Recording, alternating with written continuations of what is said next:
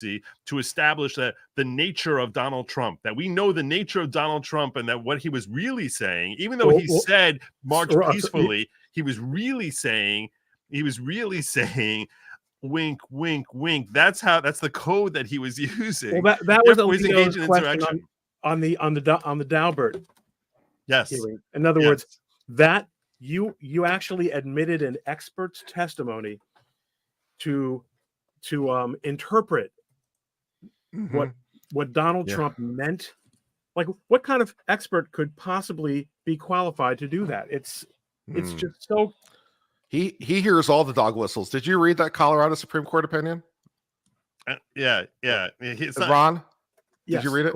There was like one great paragraph there where they just laid out this guy and like how he thought about things. There's just one paragraph where it's like this guy hears all the dog whistles. It was one of the favorite things I ever read in recent memory. It was so absurd. It was like, if Trump says anything that could be interpreted at all as being aggressive, he's basically telling you to kill all our enemies. And if he says anything that's peaceful, that's the fig leaf cover exactly of him trying to basically pretend that he's not trying to get you to go out there.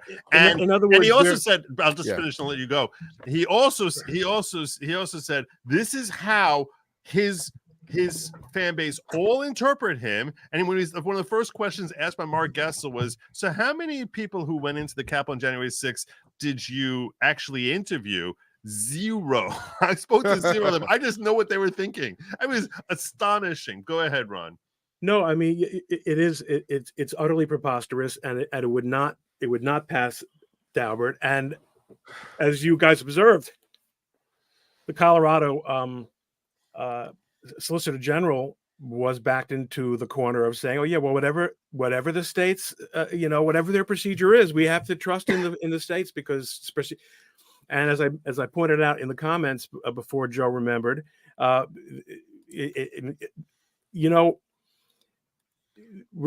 you trust the reason we actually don't trust the system to the extent that you want to suggest is because this entire issue comes up in the context of constitutional amendments that were passed after the Civil War.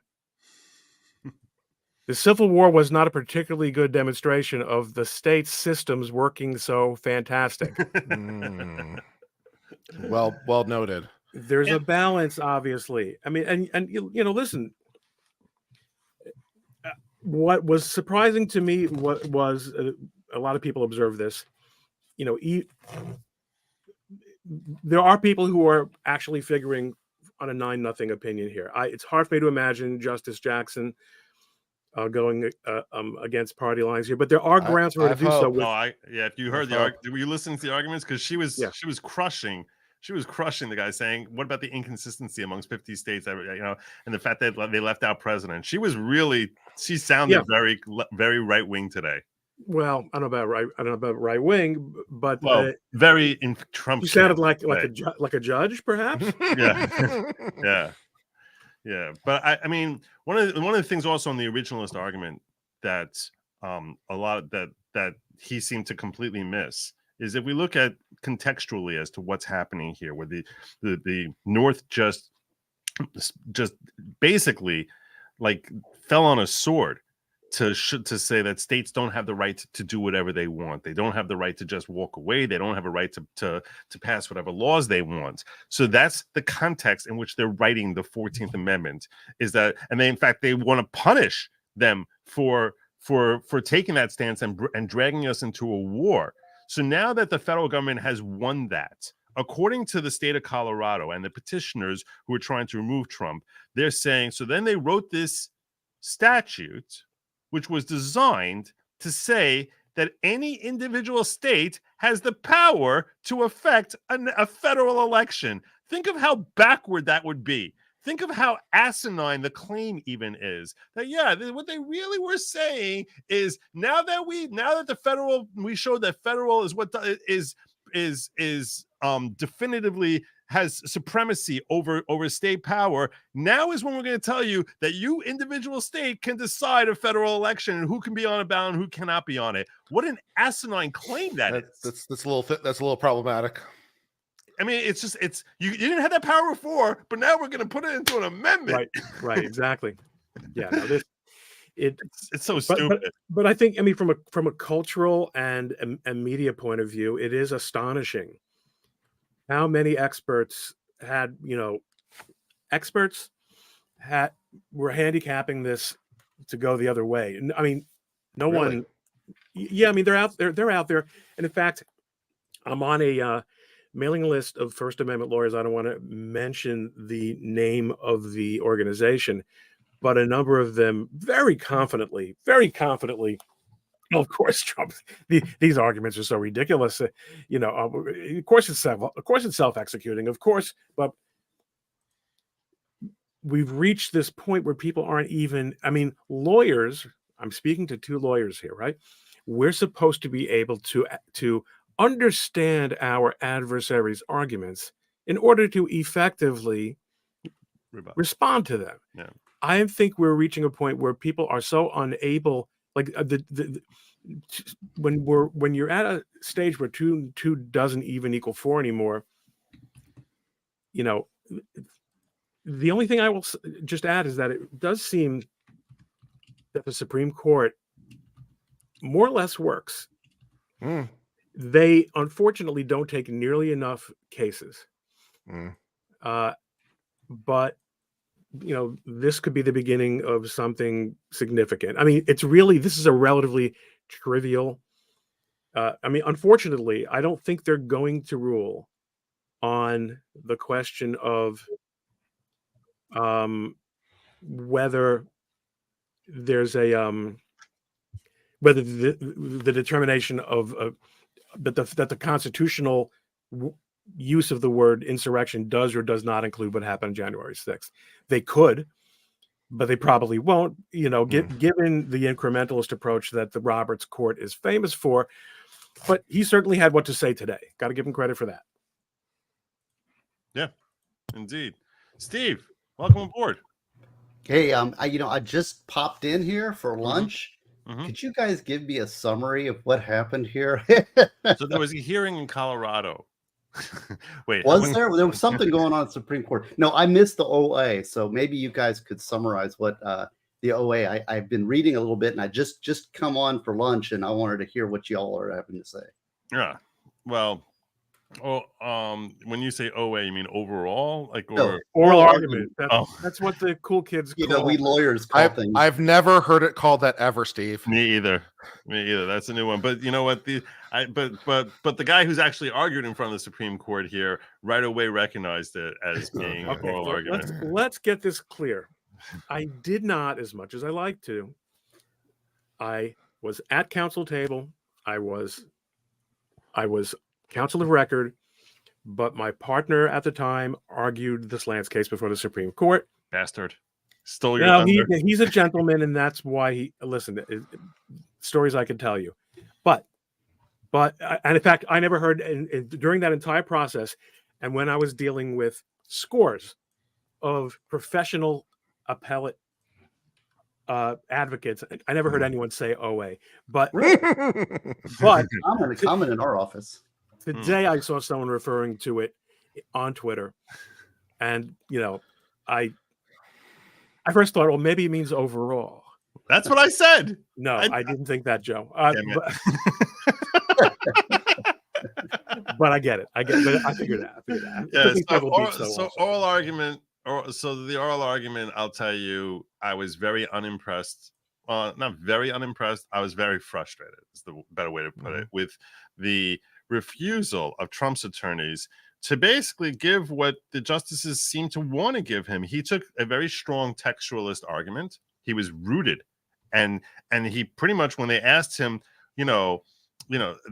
that they felt like his textualist argument, what he did was this: he fixated much more, and the justices even pointed out that he fixated much more on the second on the part of him being an officer of the United States, rather than he said this really supports our position much more strongly than the argument that it says an office under the United States. And they're like, you seem to be making a very big distinction between office and officer, that office could be referring to him, but officer is not referring to him. And we're a little confused as to why it is that you think that you're drawing this distinction, that you're being, I mean, he was so deeply rooted in it. They're like, wouldn't you want to take maybe like an originalist perspective here and trying to understand and trying to dissect this? And he's like, well, I don't really see how that supports our argument. I'm like, are you out of your mind? Well, I do appreciate the problem from the attorney's point of view on when to switch and when not, because you might have a theory of the case and you might have a particular strategic idea of how you want to present it.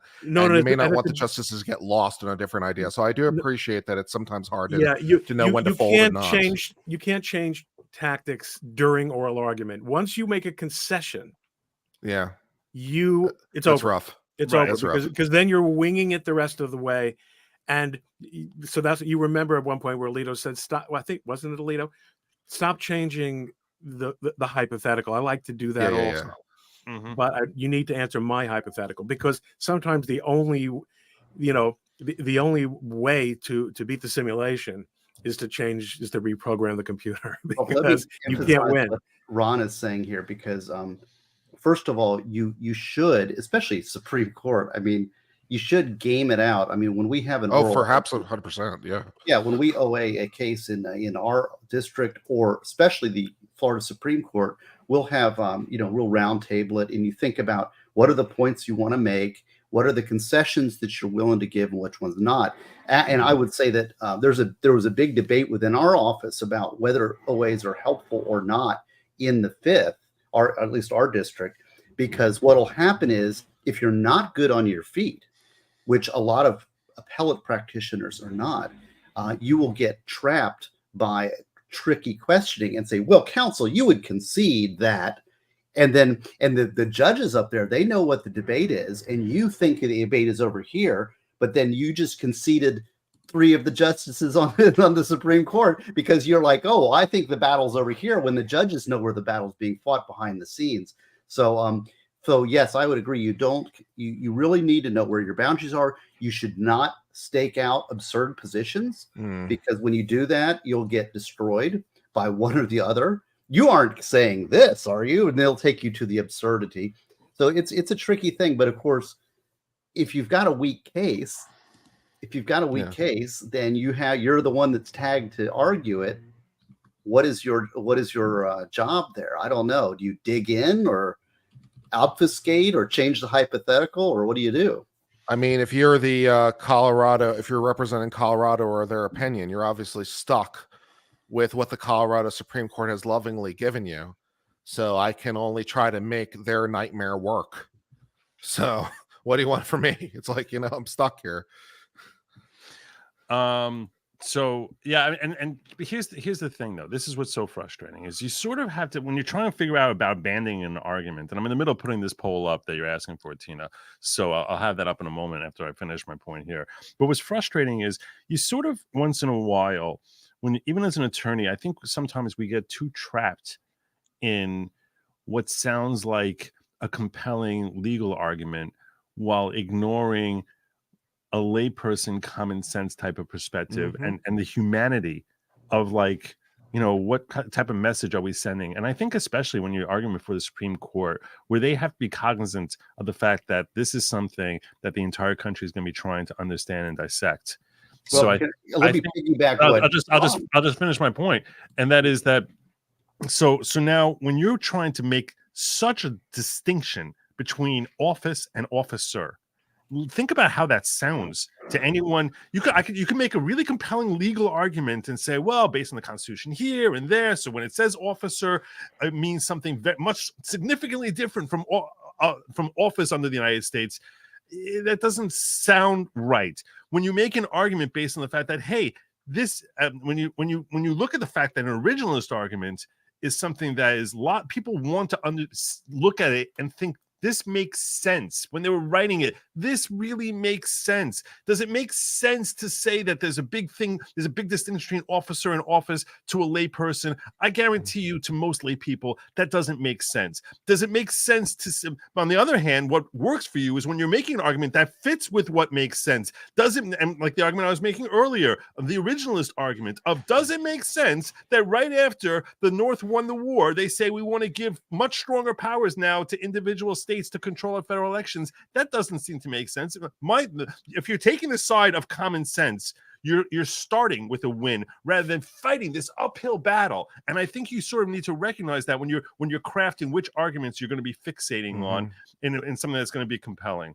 Yeah, I noticed that a lot of the justices, and look, it's a privilege that you have when you're the panel, when you're the judge, you can step out, you can decide what the paradigm is going to be. So you can do exactly as you just said, Joe, which is ask common sense questions, which you heard the justices doing. Yeah. And you as a lawyer can't, you can, but it entails some risk. Say, well, Judge, think about what you're saying, or Mr. Justice, think about what you're saying. That would be so silly because here's why. You have to have a tremendous, there are some appellate advocates who are just so in command of the theater. Paul Clement can get away with that. Yeah, and Lisa, my dear friend Blatt. Lisa Blatt, who practically talks down to the justices at this point. Yeah, I noticed that. Yeah. But as a general rule, but that's why you moot court. That's why you have practice arguments, and which is. Let me piggyback what Ron had said a few moments earlier, and that is about our failure to recognize the strength of the other's argument. And that is an art. And I think that's the key to effective lawyering. If you have to, on the one hand, identify the strengths of your case and go with your strengths, and you think this is where I'm going to win. But then you also have to say, all right, well, what are the strongest rebuttal arguments and how do I counter those and work through those things?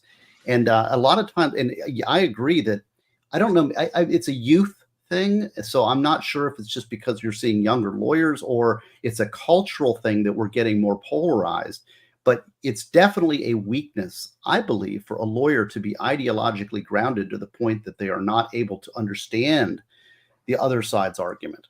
And yeah, you cannot be an effective litigator if you can't remove yourself from, at least temporarily, from your own camp and sort of intellectually just traverse over to the other side and say, if I was sitting there, what are the most powerful arguments I can make? And that way you can fortify yourself against those arguments so you can rebut them as effectively as possible. That's just effective litigation. Ron, when are you debating Shem on bird law? I don't know what that even means, but yeah, I mean, you should be able to argue your opponent's side, hopefully better than they can, to be able to really be understanding this thing so that you understand exactly how I'd go about making the argument. And I think both Steve Gosney and Ron Coleman are completely correct. This is all what it comes about with prep. One of the nice advantages at the Supreme Court, typically, especially in a high-profile case like this, is you have so many amici briefs. So one of the things that you can do is you can look to them for guidance on various ways to approach the problem, various ways to think about it, various ways to come about the problem. And then, of course, you mute it. You get other people to come in and ask questions that they can think, and you figure out how to respond to those questions. I'll tell you something funny. Little war story, and I've got a call at 1:30, but I can hang out a little longer. When we were prepping for the Slants oral argument, there was one question that was obviously going to be asked, and the partner of so I had handled the oral argument in the federal at the TTAB. Well, there was no oral argument at the TTAB at the federal circuit for the panel, and then en banc at the federal circuit, which was 11 judges, not merely 9, or maybe we even had a paltry 9. And not only that, by the time we got to the Supreme Court, it was 8 because Nino had died, and it had not yet been replaced. But plus, Ginsburg was like a Geisis. Joe, you can explain that later. You've heard me talk about this before. But the answer, it was, and it happened to be a very, like, it's a question that really grabbed people's attention, which was, and again, those of you not familiar with it, more should you be, this is the Slants case where the Supreme Court ruled that the government cannot prohibit the registration of a trademark because it's hurtful. Yeah. Basically. Free speech case, basically. Free speech case arising under the trademark law. So the question was, it was about, if I'm correct, it was about a rock band that they wanted to copyright that they were trademark the term Slants. They wanted to register, and that people thought it was racist trademark against Asians. That they wanted to register the trademark, which is an important point. And again, I'm not going to hijack this and talk about the Slants, right? But in terms of prep, the question is, well, how is Mr. Tam's First Amendment right being in any way affected here? He can still use the name the Slants for his band, whether he gets a registration or not. And that was the question that we really had a hard time answering. Mm-hmm. But I said to my partner, who was the head of the appellate practice at the firm where I was at the time, I said, John, when they asked that question, the answer is no, Your Honor. Actually, one of the things you get when you register a trademark is 50 state precedents priority, regardless of whether you use the mark in the other states. Mm-hmm. By depriving Mr. Tam of that privilege of registration, he, in fact, cannot call his band the Slants if he gets to a state where someone else uses it that he would have been able to prevent them from use. So so in fact, his speech, that was the perfect answer. The problem is my partner, he's a First Amendment guy, and he can rattle off the names of all the First Amendment, but trademark law to him was like, vamos, Joe. It was like he could not get his. You basically want me to explain every Talmudic term that you've heard. Not you can't. It's just too obscure for him. It's not that hard. When that question was asked, I was sitting next to him at the table. One of the things they tell you before you go in is, jab him in the leg. Did you jab him in the leg? Two things you don't do when you're sitting during oral argument. One, there's a big clock above the justices. Don't look at the clock. Never look at the clock if you're speaking. And number two is no note passing to the person who's speaking. So he's fumbling around trying to get up and answer this question. And I'm thinking, oh, John, I told you how to answer that question. So I wrote a note and I put it under his water glass, hoping he would see it at some point before he didn't see it. We won anyway, because and this goes back to a point that you were saying before, which is that sometimes you have to feel for the other guy. The government was in a position of making truly preposterous arguments because they simply couldn't win that. They couldn't win. There's no way that they could win it. And here, the Colorado lawyers, they have some real stinker positions that they're stuck with.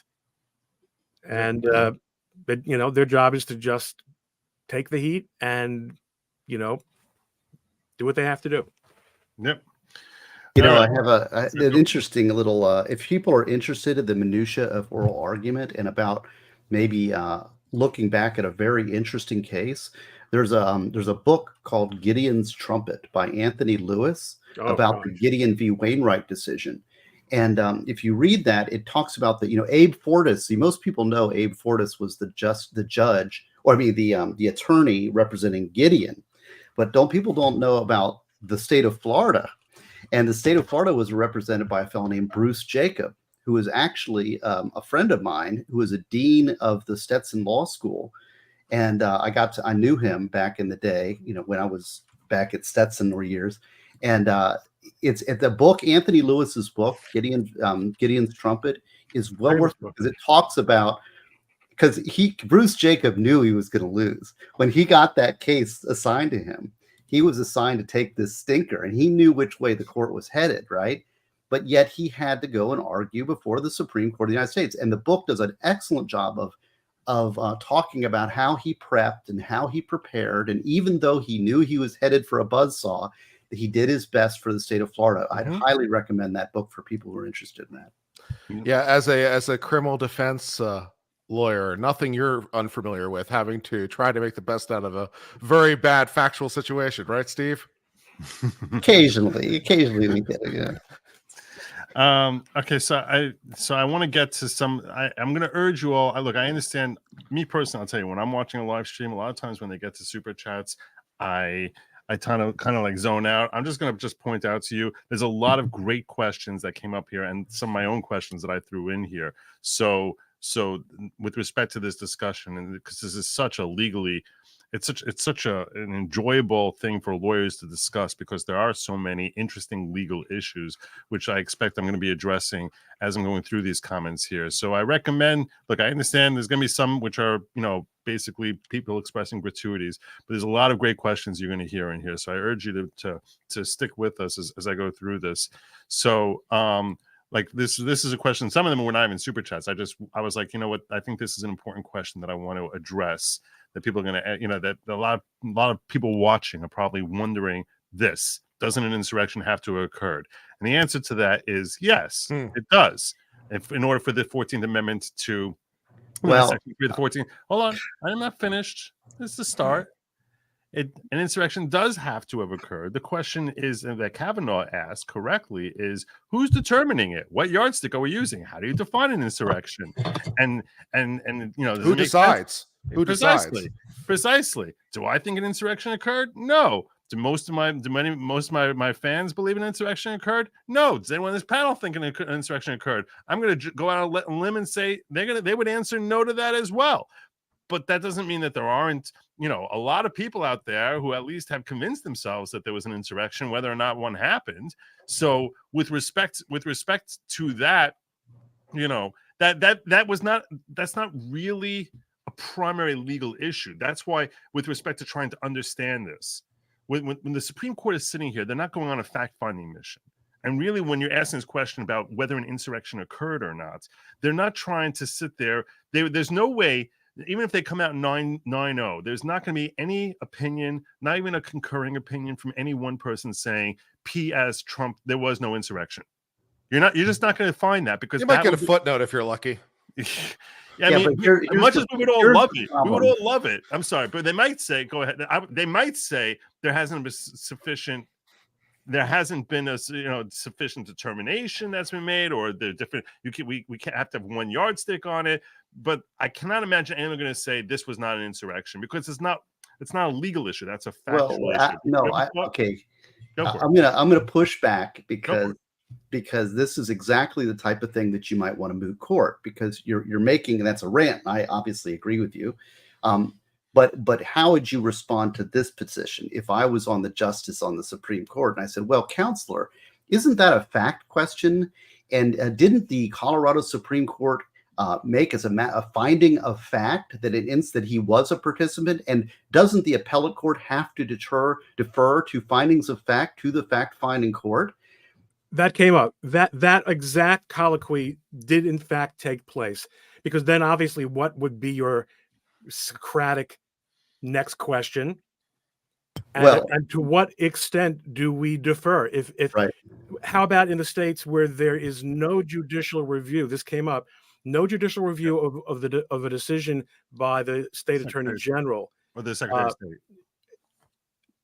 Right. I'm actually dealing with this issue right now in the next death penalty case I'm arguing in Florida before the Florida Supreme Court, because I got called out by the Attorney General's office for misrepresenting facts in a death case that was the last case that I did. And I know as a matter of fact and truth that the facts are not as the facts that were recited by the lower court nor by the Supreme Court. And it's a very esoteric issue, but they're saying, but because do I have now an ethical conflict between saying this case says what the Supreme Court says it says, or the facts that I know them to be, which conflict with the Supreme Court's decision making. So, that puts me in a ethical. I'm having to moot this and really think about my answer, so that if the court comes back at me and says, "Why did you misrepresent the Colley case?" is the case. I'll say, well, Your Honors, it's because you all got the facts incorrect. And the thing is that it's like, well, you have to defer those because we find truth because we write it from our pens. Well, their pens don't determine truth. The facts of the case determine truth. I don't care what you write. I'm not going to misrepresent the facts. And in fact, the what was it? But I don't want to get down in that rabbit hole and distract myself. Oh, Ron. Yeah, No. He's hit 1:30. He had to go. Oh, I have to go his too. work. Is it 1:30 already? 1:28. It's fun. No. I should be back. I'm working from home, so I can duck a little bit. But no, so I'm put in this ethical dilemma about how do I deal with it. On the one hand, I want to respond forcefully. Mm-hmm. On the other hand, it distracts from my current case if I get wrapped up. So it's like, But the fact is that, well, she should defer to those facts because they were found by the court. But that doesn't mean it's true. You see, it's a screwy. I don't know. I'm going to delete that case from future briefs because I just made the point because it sticks in my craw. What do you guys think as far as the final termination? I put up a poll as far as 5-4, 6-3, 8-2, 7-2, 8-1. What do you guys think? How do you guys think this will? I'll go 8-1. You're going 8-1. I'm feeling optimistic today. Who's the one? Sotomayor. Oh yeah, she was. I actually think it's gonna be 9-0. I mean, she was finished when she was finishing there. She's like, yeah, it sounds like we're gonna have like 50 different rulings if we give states this power, and I think that scares her. I think that scares her. Like she's like, that sounds kind of crazy, When she was getting pushback from the attorney on that, she's like, the reality is that's what we're gonna have. You can sit here saying, hey, we're going to have 50 different decisions if we give states this power. I think they're going to strip state. They're going to basically make an official ruling saying that this is beyond state purview, and secretaries of state can't make this termination, and that they're going to kibosh it that way because otherwise they're opening up such a Pandora's box. So that's how I expect this to. I think it's at least 8-1. I think Kagan's going to go along with the majority, and I think even Sotomayor, I'm hoping will come along with it. A 9-0 decision just to put this to bed would be a healthy thing. And I think that might be part of the argument that some of the justices that Roberts might make. Like, hey, look, we're going to have so much division if we don't have the left signing with us on this. So I think they're going to get pressure on that. Zachary, thank you so much for the super chat, my brother. I appreciate you. And yeah, it's my pleasure. And I'm going to drop Mary. I'm going to hit up the people who dropped memberships. That was Mary. That was also K-Val gifting 5 memberships, and Bella Stella, who also was just gifting 5 memberships there. Thank you all. Thank you guys. I appreciate you in ways I can't describe. Zachary asked this question here. I'm going to hit him with this also. So I got 50 people with.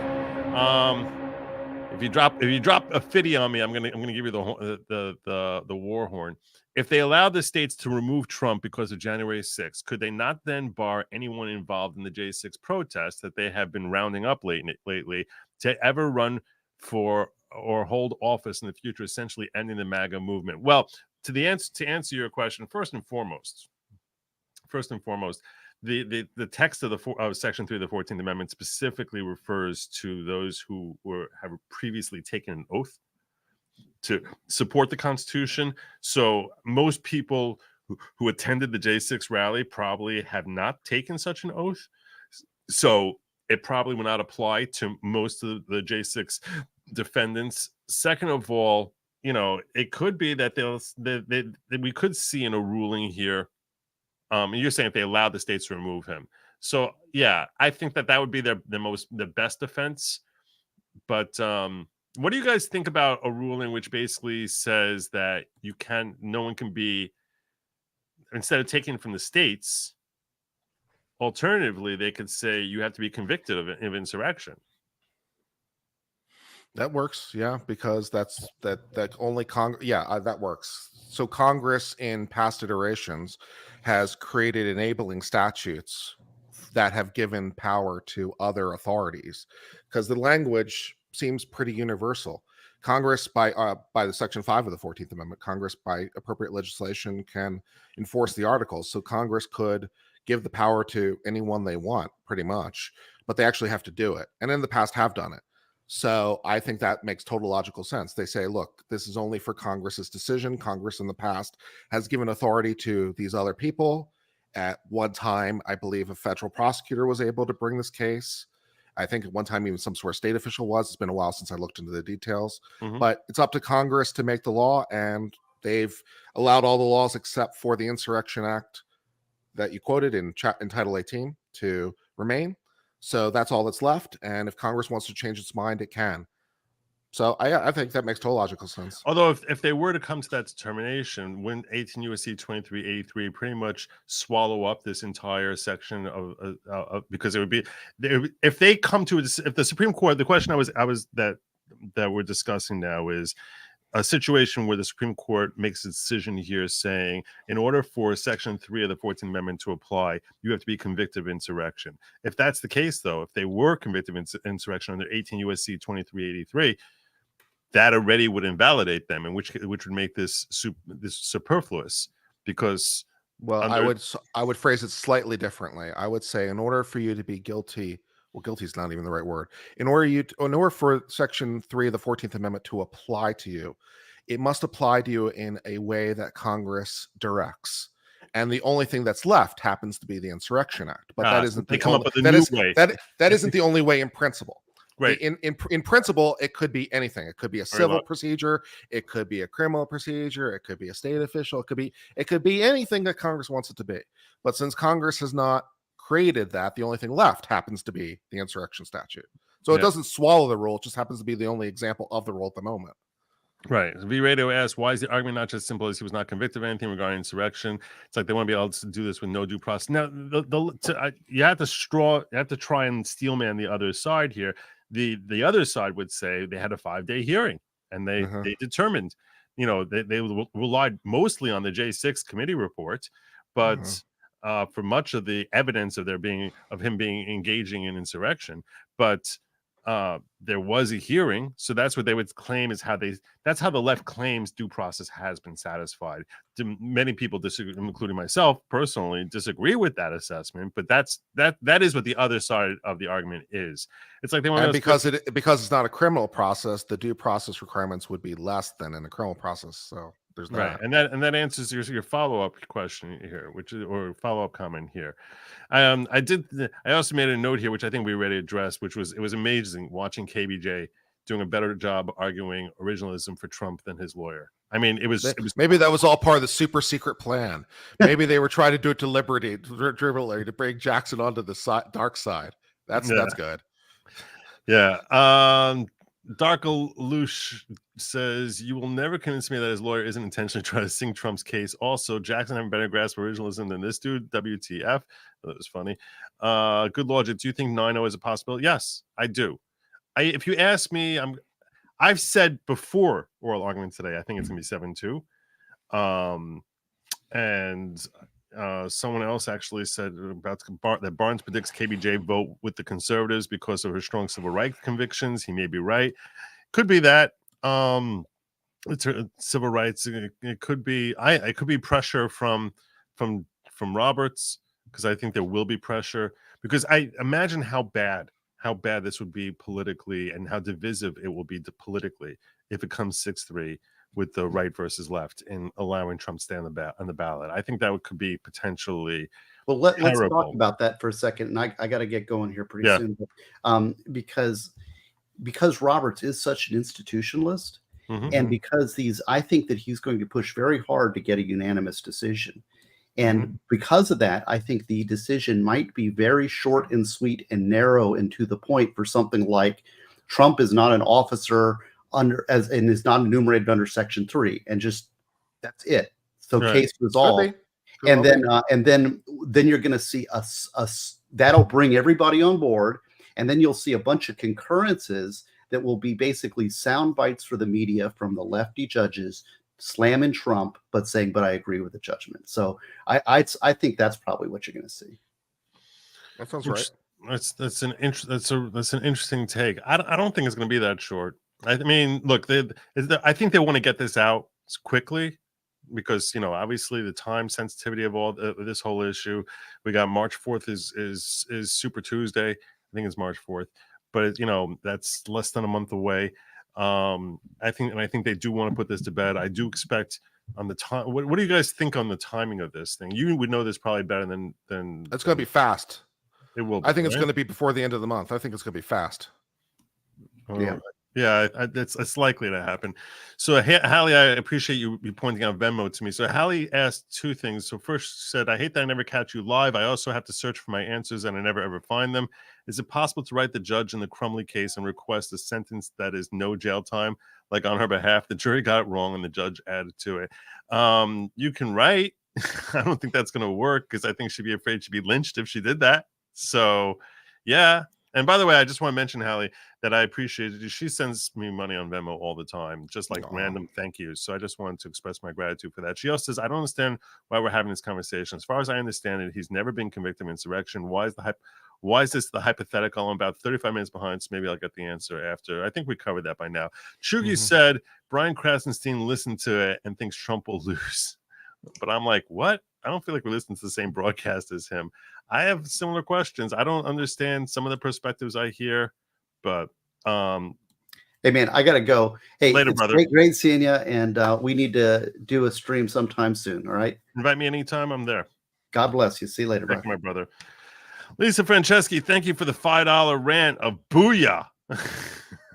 I'm not sure which point that she dropped that, but I appreciate all the same. Also, I had here Midnight Green saying, was Gesser unavailable to argue for Trump? I thought he did well both times in Colorado. I don't know why he didn't argue. I think he was much better than Mitchell, who argued today. I don't know who Mitchell's first name is, but I heard the justices refer to him as Mr. Mitchell. I did not like Mitchell. I did not like him at all. Chugi asks, well, Joe, you're frustrated with how he did his argument. People on X insist Trump hires the worst lawyers.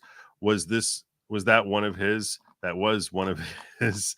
He's bad at people selection. I don't know. I mean, look, I've said this before and I'll say this forever. When it comes to him picking lawyers, he has a much more limited selection than most people, because a lot of lawyers would look at it as, if I put on my resume, I'm publicly known as Trump's lawyer, that will destroy my career. I'll never get another client. No, there's some fairly conservative white shoe law firms out there. There are. This Jay Sekulow is really good about it. Some people are so deeply entrenched. A handful of people are so deeply recognized that they don't have to worry about stuff like that, like an Alan Dershowitz, and even he gets some heat because he defended him in the impeachment. But there's a lot of, no big firm wants to touch him because they're afraid they're going to lose all their corporate sponsorships. All the corporate clients are going to, they're massive corporate clients. So anyone who's representing an international company is not going to want to represent him, because they're like, they are correct in recognizing they'll lose money. It's like, and lawyers, they care about their money. They care about their money a lot, like anyone else. So yeah, I'll do it. I'll be better than some of these lawyers that Trump has got so far. He needs to find us. Trump, I'm there for you. I don't really have any trial experience. I'll still do better. I know what the federal rules of evidence are. I know how to read them. This is true. Mile High Madam asks, after this, can you talk about whether it would be possible for Colorado residents, such as my stepson, I don't know, to sue the Secretary of State for an attempt to disenfranchise me? I would tell you that is it's very unlikely you'll find a cause of action, even that you could bring that in under. You can't just say deprivation of civil rights. 1985, 42 U.S.C. 1985, try to squeeze it in there which somewhere. is a very, very broad application of you're depriving my civil rights. You're not getting anywhere. You're not. Yeah. You can sue anyone for anything usually. Although, frankly, when it comes to suing a state, you actually need permission from the state to sue. Sovereign immunity, baby. Sovereign immunity. So that's one of the trickiest areas. But yeah. And I also made a note here at some point where I was talking about Georgia banning Grant from the election. If we're going to have if you can just basically ban anyone under the way that the anti-Trump people are arguing. There's really no reason that Georgia couldn't. If states have that power, if they have the power to say we can take you off if we think you engaged in insurrection, it's self-executing right away. You can't do it. They had, in that case, you have to ask that means that the United States Congress that had just won the war was giving the state of Georgia, the state of Virginia, the state of South Carolina, and North Carolina the power to say we are taking Grant off of the ballot. Think of how preposterous this notion is. And that's what Colorado is essentially arguing, that the federal government passed this amendment for the purpose of giving states the power to decide that they can say, we don't like this guy. We think he engaged in insurrection. He shot up all these Americans. You can make a great case if you're sitting there during Grant's election, you're trying to figure, and you want to make a case under the 14th Amendment that Colorado is making. You can make a really strong and compelling argument saying this guy literally butchered tens of thousands of Americans, and he's an insurrectionist, and he has to come off. That they can make that claim and make that finding, and then say, well, he's not on our ballots. I mean, think of how ridiculous that sounds. Could this have potential being 9-0? Yeah, I think it definitely has the potential. Will it be? I don't know, but I think 8-1. I would be voting in my poll up there that's sitting in the chat. I'd be voting 8-1-9-0. Uncivil streams many Supreme Court cases. None of this combative. Do you think this was more combative than most? I think the bench was definitely hotter in terms of like pinning the attorneys down and really wanting answers. I haven't really seen anyone, even Gorsuch, really like throttle the attorney before them to death that much in a while. Yeah, all right. Jackie says his Colorado lawyer is Gorsuch former clerk, and he got slapped around by him. LOL. So I wanted to explain all when they were talking about all officers. So I think that's I think that's under Article 2, right? Article 2, they referred to all officers being appointed by the President of the United States. Mm-hmm. So I think that's a fairly weak part of the argument. Definitely would not be what I would pick up on to argue that Trump is not an officer. I think that's not the best way to go about it. Just much better is that the states can adjudicate this. Right. That's me. That's my judgment. But I don't think it's an irrational argument. I mean, when we're looking at this statute here, and they call him an officer, they say all officers of the United States are appointed by the president, and obviously the president doesn't appoint himself. So since the Constitution itself says all officers of the United States are appointed by the president, I'm aware. Yeah. That really. So how do you now say that he's an officer of the United States when he's obviously not self-appointing? I think it's an underrated. I actually think it's a little bit of an underrated argument, and it was picked up on by one of the justices. I think it might have been Alito, which is. So that's why I made a note that I wanted to just point it out, because they just referred to all officers and saying, it says all. It might have been Gorsuch. That it does say all, doesn't it? And, he's like, yeah, but we would argue, but whatever. Maybe his counter, I was like, Thank you for letting me ask Mars my question last night. If you have time, can you touch on how judges may rule given the questions asked today? I think we've been covering that. Who's ready for Tucker's interview? Tonight on Locals, I am going to be covering live when it drops at 6 p.m. goodlogic.locals.com. I'm going to be live streaming at 6 p.m. tonight, which is a little over 4 hours. I'm going to be watching that as I think it's happening live, and I will be live streaming it. So there you go. I just wanted to share that with you. That's going to be at 6 p.m. on Locals, goodlogic.locals.com. They lost KBJ. They just lost at it. They just lost. Trump won. Yeah, I agree with you. Losing when KBJ started siding with Trump, I was like, I think it's time for you to just like turn around and walk out of the room. And that's why H. Coffee says if KGB rules in favor of Trump, will we see the media turn on her and point out how she couldn't even define what a woman is? I don't know. I doubt it. I think they're hopeful that they'll bring her back. They'll bring her back and they'll use her at some time in the future. They're very dependent on KBJ at this point. And the list of bar positions, are any of them in line of presidential succession? So if Not, we look- well, I suppose because it refers to officers, right? And that would include the primary officers are the cabinet, which is necessarily in the So yes. yeah. Hello, thanks for day streaming. You're very welcome. Thank you for the very generous support, Jenny. Appreciate you. Squabob says, "Does America really want irate Republicans to push taking Democrat candidates off ballots?" They don't. Yeah, one of my criticisms of the left, it seems to be more of a problem on the left, is that they don't really seem to appreciate the Pandora's box they're opening sometimes, even when they're told about it. Yeah, They somehow think it's not going to come to bite them in the ass, even though it inevitably does. yeah, it's true. So There's a lot of short-term thinking. I think states shouldn't have the right to take anyone off the ballot, especially for president. yeah. It's in the Constitution who can be president. Yeah, well, I And concur. by the way, I was noting this at one of the points of oral argument because they were talking about the Electoral Count Act and like, oh, it would be up to Congress to do this. It's like that's not going to happen anymore because Congress changed the Electoral Count Act. It used to be you only needed one member of the House and one member of the Senate to raise an objection, and then they went into a debate, for 2 hours as to the state. But they changed it. The Electoral Count Act now requires a fifth of each house, which you'll never get, and the grounds to object are explicitly specified. So the Democrats, by their own bill, have prevented themselves from doing anything to not certify the votes in the future. So, okay. SCOTUS is going to pimp slap Colorado 7-2 and then allow the DC court to punish him for his politics later this year. The stupid case gives them cover. So how do you feel about the whole immunity argument that is the appellate court just decided against Trump? Do you think that? Do you think it's going to come before the Supreme? Do you think the Supreme Court will grant it cert? And 100%. And okay, so once they do, how do you think they're going to fall on the whole immunity question? Well, I suppose I should have clarified that. I think they're going to ultimately grant cert, but whether they'll do it now or after the trial's finished is a bit of a question.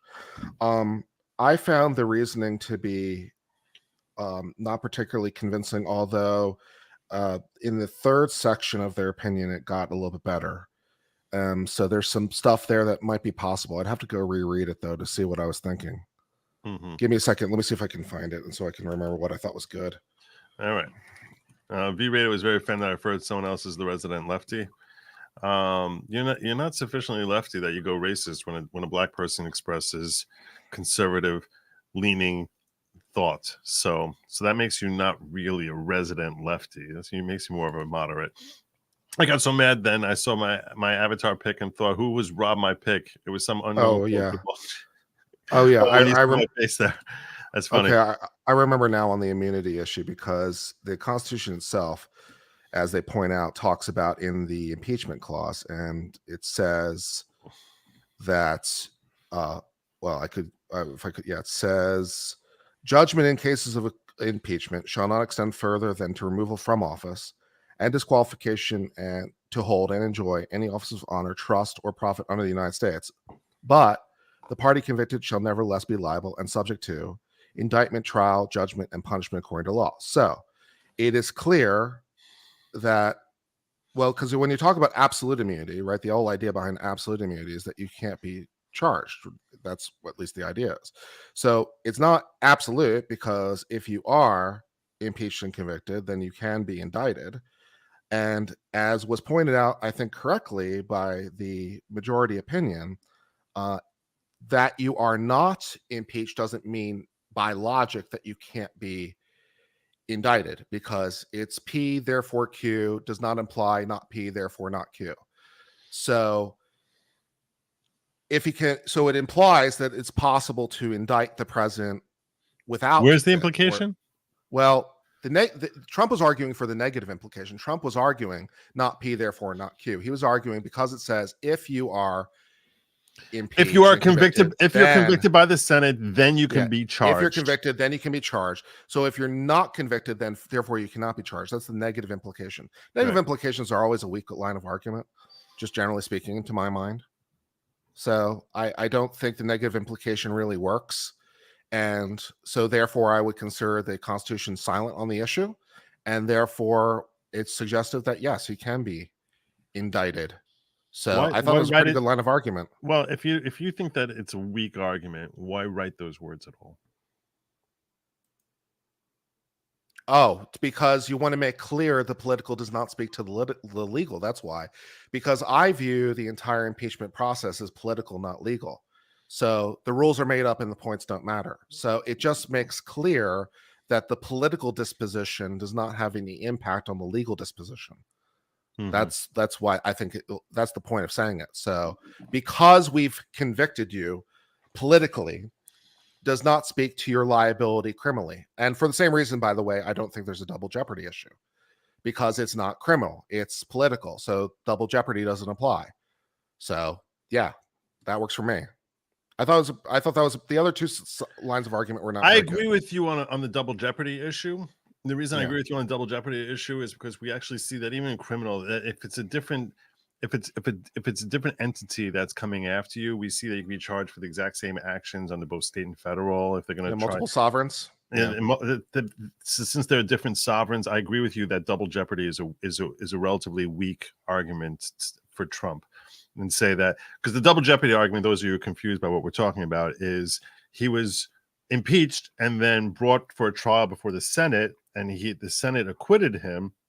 Now to try and bring him up on criminal charges a second time would be double jeopardy. You're trying to take a second bite of the apple and punishing him. I think that's a very, very, very weak argument, and I also think it conflicts with the argument of the implication argument, because it's just it does. We see, for example, when I say that it's weak, consider that Derek Chauvin, for his actions with George Floyd, was being charged by the state and then being charged also, even after being convicted, being charged federally for the exact same action, because it's a completely different entity, that the state coming after him versus the federal coming after him under a different statute, and no one considers that double jeopardy. So that's well established in American history that's acceptable and not a violation of double jeopardy. So to say that an acquittal by the Senate would be now to bring him for a second bite of the apple criminally is wrong.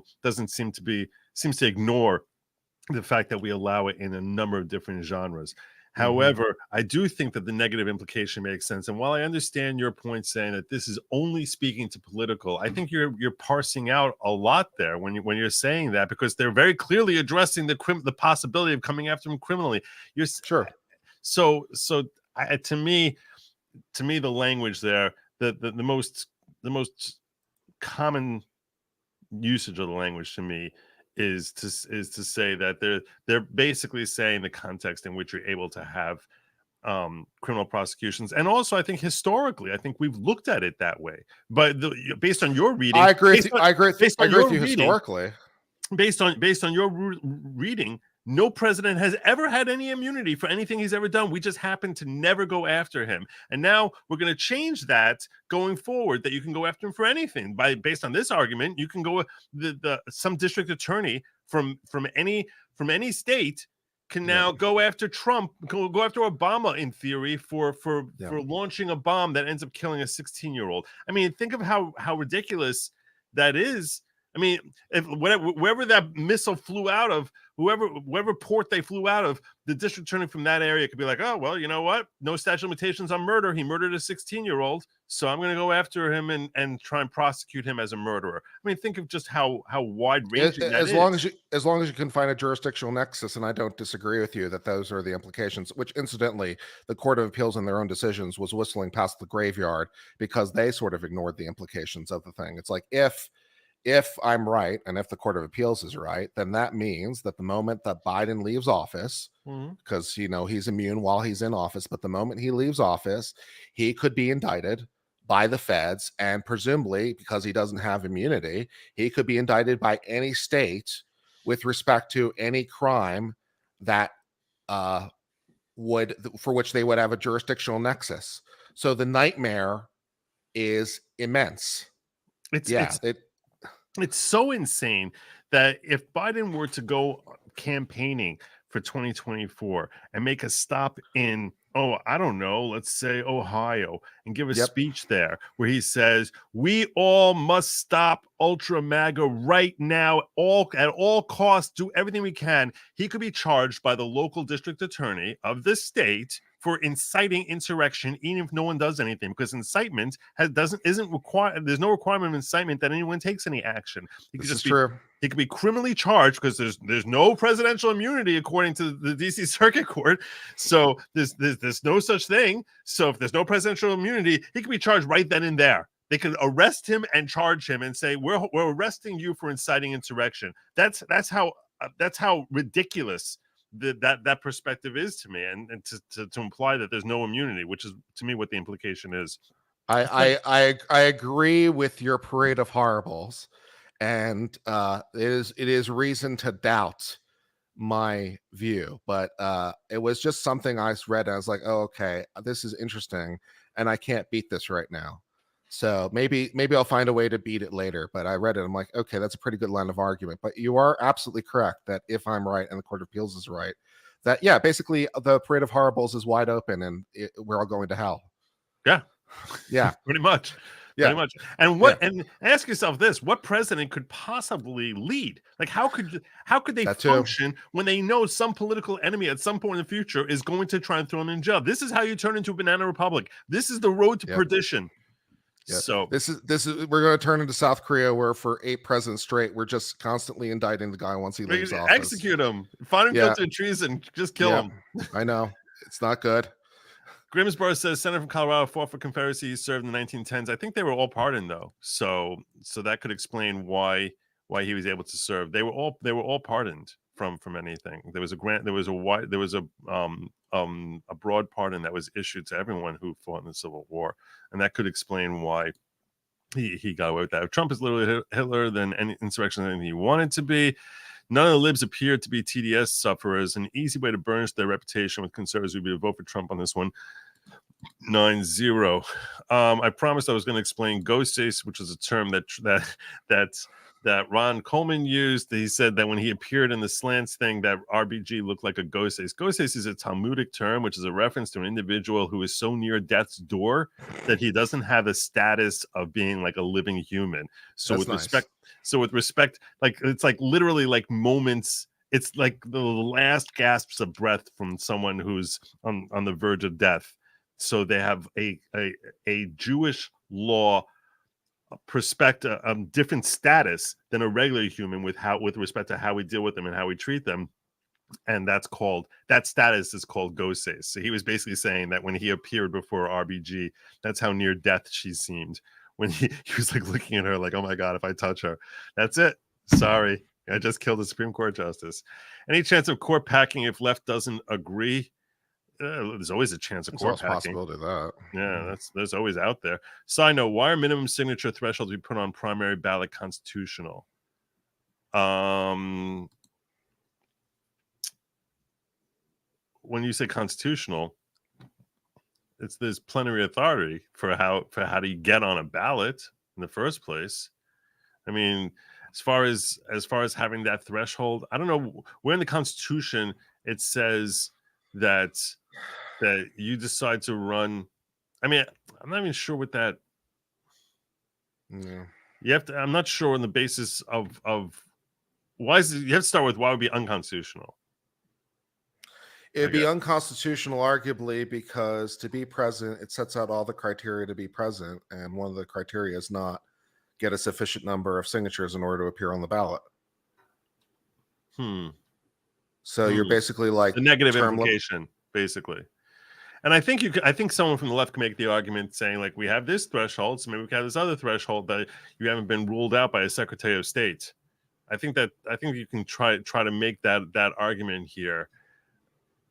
I need to think on this one. This is an interesting question. I want to think on this one. I'm sure there's case law on point, so that's probably true too. John Easton's bar trial was a fishing expedition. I didn't see his bar trial, but did you catch any of his bar trial? No.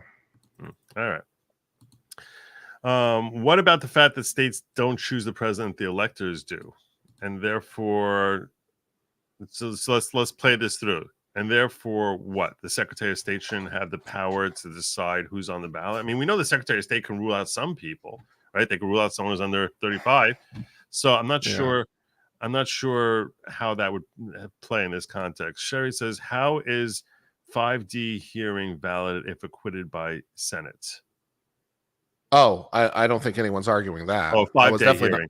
I was definitely not arguing that position. No, so no, she's like saying, how is a 5-day hearing valid if acquitted by the Senate?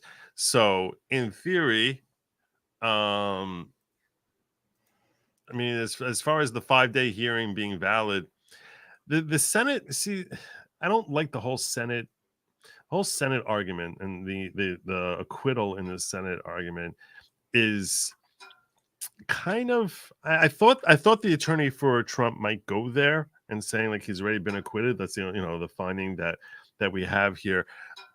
To me, it's a very weird thing. The same reason I don't think double jeopardy term applies, because it's a whole different tribunal. I don't really love the whole looking at the Senate hearing, which we treat like it's a real hearing, but their rules for governing their hearings are bizarre to any litigator. I mean, they're really bizarre. The standards that the Senate engages in, I'm sitting there and I'm like, none of this would be admissible evidence in a parking ticket. The stuff that they were bringing in there, and some of it was really just basically, doctored evidence that they're throwing in here. Here's a video of this, here's a video of this, and then we find out later on they literally were like playing with tweets and stuff like that. And there was evidence of that there was some tampering with there was evidence that there had been tampering with the evidence that was presented, but none of the evidence was under oath. Not a single piece of evidence in the impeachment hearing, the second impeachment hearing, was sworn to by any person or given any sort of foundation to establish its legitimacy. And that's why none of it would have been admissible in any court of law. And watching it, I was just horrified. I was like, this is how the Senate engages in a hearing, that they don't make anyone swear to the foundation. Again, when it comes to impeachment, as I say, like, the rules are made up and the points don't matter. That's the thing. It's so political. It's completely political. It is completely political by its nature. The House, the Constitution makes clear, the House is the sole body that brings impeachment, and the Senate is the sole judge to impeach, which means any way they want to go about it has to be correct. They can't be wrong. Right. They can do anything they want. They could throw dice. They could do lots. They could have some squirrels fight it out via proxy. I don't know. They could do anything. It would have to be legal. They can't be wrong. I guess that's true. But my point is, so that's why the acquittal by the Senate to me is very paper thin type of thing, because the yardsticks they use are so bizarre, so unique and different from everything else about how we engage in a judicial system in this country, that it seems kind of weird to me to look to that. I can understand it being a condition precedent, that whatever crazy yardsticks they use are a condition precedent for charging him with a crime. Yeah. But I don't understand using their findings as like any sort of determination as to what actually happened, because their yardsticks are so bizarre. Yeah. I don't see the justices writing scathing a concurrence is simply because they would require them to recuse themselves from cases that come before the court, especially if Trump is reelected. Justices are loath to ever recuse themselves from anything. So I don't think a scathing concurrence would necessarily preclude them from being able to judge. And if they say, look, we really think that Trump's conduct here was wrong, they're beyond reproach from the president. The president can't do anything to remove them. So it's not like, and they can just basically say that they were talking about that instance. That doesn't mean I hate the guy. I'm simply telling you that what he did there was abhorrent in their personal opinion. And that's it. So that doesn't mean that they have a bias and can't sit on any of these cases. So I don't think that would preclude them from or force a moral obligation on them to recuse themselves from any future cases involving Trump. I don't reach that conclusion on this thing. But I appreciate your support, brother. It's an interesting thought. I like engaging in the exercise, but I wouldn't reach that conclusion. Pop in my super chat. I'm going to give you one of these. To me, it's a big deal when I manage to pop a super chat cherry. And I'm going to warn you, once you pop, you can't stop. It becomes very easy. with my 3 favorite law tubers in one place for enhancement. I understand what's going on in these fascinating times. You're very, very welcome. I appreciate your support.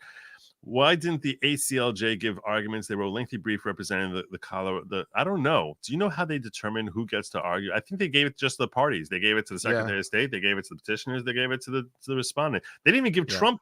There were 2 different defendants. Trump was impleaded, and they didn't even give Trump 2 cracks at the apple. I was a little disappointed by that. No, this is incredibly political. I can only think of one instance in recent memory where the Supreme Court gave an amici time, who wasn't the Solicitor General. There's only one time in recent memory where have I been alive and I don't remember the case specifically, but I remember it happened once and I was like so blown away by it. But yeah, typically it's only the parties and the Solicitor General. That's it. That's just how it goes. Yeah. There's no answer beyond that. It's true. Eurythmic dropping a rant saying, got here late, ain't chance we'll be summarizing a bit at the end. I will, before I wrap up, I'll give you my overall thoughts and perspectives on what we saw in like a brief 3-minute synopsis. So for those of you who joined late and are curious as to what my thoughts are on what we saw. Tina says the appellate judges didn't even sign off on their own written decision. Weird. No, that was written as a pure quorum. It was a little weird, I guess. Yeah. Impeached and convicted double jeopardy is moot. Well, no, the point is you have to be. No. It wouldn't matter either way. A double jeopardy would apply regardless of whether you're acquitted or convicted. Right. That's the whole nature of double jeopardy. So if you're acquitted, you can't be tried again. So but then it's not criminal. So double jeopardy doesn't apply. So it doesn't matter. Yeah. Precisely. Yeah. Kamakuma says, long-time lurker of LawTube. First super chat. Wow, I'm going to get you one of these. Just want to say, keep doing what you're doing. Good logic. Love you, Kurt. Hope you enjoyed Texas, brother. Thank you so much, Kamakuma. I'm moving to Houston, by the way, just for those of you who have not been aware. I'm moving to Houston at the end of the month, so 3 weeks. So for those of you who are in H-Town, if you want to meet up, I'm coming your way. I'm going to be your neighbor. Sweet. That's just a stone's throw from Jersey, where I am. So and indeed, yeah, right across the river. It is right across the river. Allegan says, is the state truly sovereign if it cannot leave the federal? Just like in the state courts, you cannot charge both a municipal court and state court. Yeah, but they're still considered different entities. Sovereignty is complicated. Yeah, because of federalism, but there's no federalism between state and the city. So, right, exactly. For legal purposes, cities, states, and cities and counties don't exist because the state is God, right? Because the state can do anything. It's like, how about that city? How about it doesn't exist anymore? The county, we don't like that county. It doesn't exist anymore either. Yeah, so they're all at the whim of the state's machinations. Yeah. So I guess you're saying we have 50 gods, not. Yeah. And that what you're trying really to say is Gavin Newsom is actually Satan. That's essentially what you're trying to say. He's the god of hell. I'm not beyond this, but I did a mistake of watching it. I watched a 3-hour deposition yesterday from the Satanic Temple versus Boston, and I don't recommend watching it. It hurt my legal brain. What do you think about the legal arguments that are coming up with respect to tearing down that statue that was in the city hall or whatever, that the satanic, you heard about this, the satanic statue that they had up there, which was taken down, so that they say it was a violation of the, I think they wanted it charged as a hate crime because you'll get lost. I think that's what they're being charged. They're being charged with a hate. I think they actually are being charged with a hate crime. The ones who tore down the satanic statue. It wasn't an official action. No. Okay. Then it's a hate crime. Okay. It was put up by the state, and some random person tore it down. Okay, that's a hate crime. All right, fine. Yeah. You think that's a hate crime? Oh hell yeah. Really? It's on the basis of religion. Why not? I don't know that anti-religion is a religion. I mean, do you think that atheism, that if someone did something, if there was some sort of atheist type of statue, do you think that someone who tore that down, that would be considered a hate crime?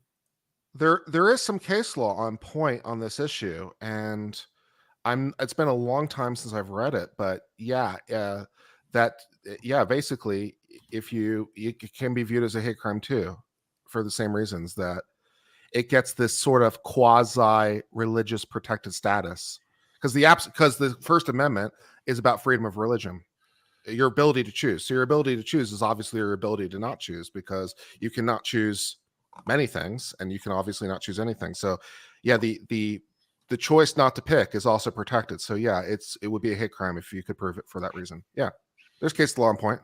I'm comfortable with that.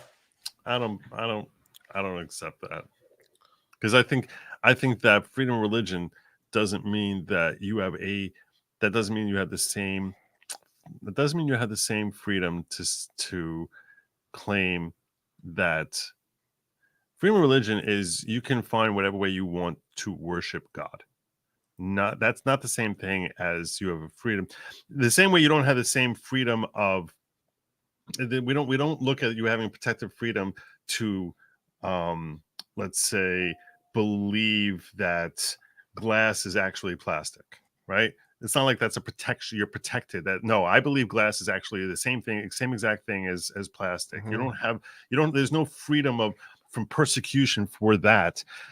Freedom of religion and protection of freedom of religion is the state cannot punish someone who refuses to who embraces their worship in a different form. That's very different from saying that there's no such thing as worship. That's like a different realm when you're saying there's no such thing as worship. I mean, you'd be committing the crime because to you, the premise is that you're doing it for this reason, obviously, but that to you, this person is a heretic, an apostate, a person that is all the rest of it. So your motivations are religious in their nature. Yeah, but I'm not persecuting them because of their religious beliefs, because they don't have religious beliefs. It's the same way if I persecute someone who said that glass is plastic. So I'm persecuting someone who's saying there is no God. Neither of them are that person has a religious belief. They're rejecting the concept of there being any sort of God. So that's not a religion.